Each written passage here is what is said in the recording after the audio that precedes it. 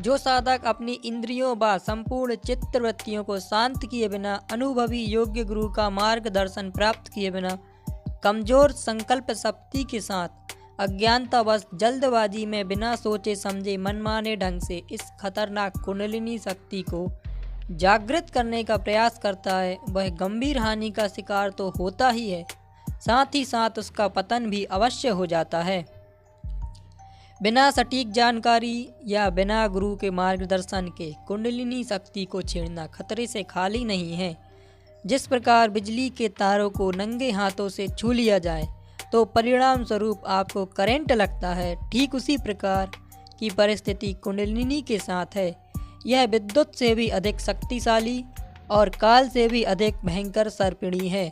इसकी तीव्रता का कोई पारावार नहीं है।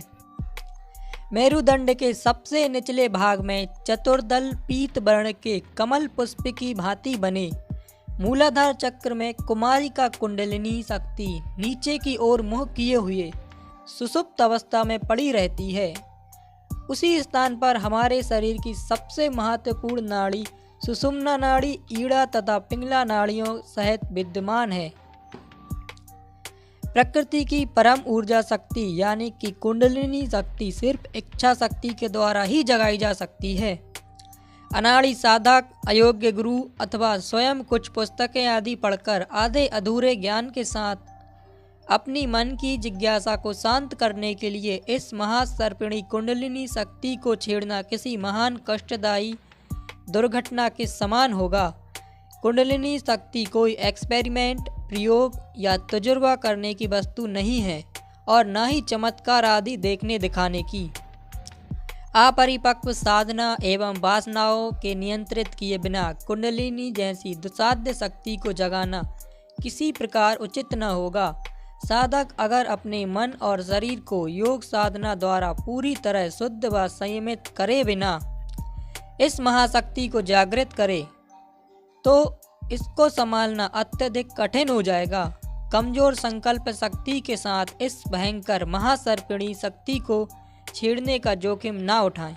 कभी कभी ऐसा भी होता है, पिछले जन्मों में की गई योग साधना के प्रभाव से कुछ चरित्रवान तथा सात्विक जीवन जीने वाले साधक व साधिकाओं में केवल थोड़ी बहुत ध्यान साधना भक्ति आदि करने से उनकी कुंडलिनी शक्ति अपने आप जागृत होने लगती है।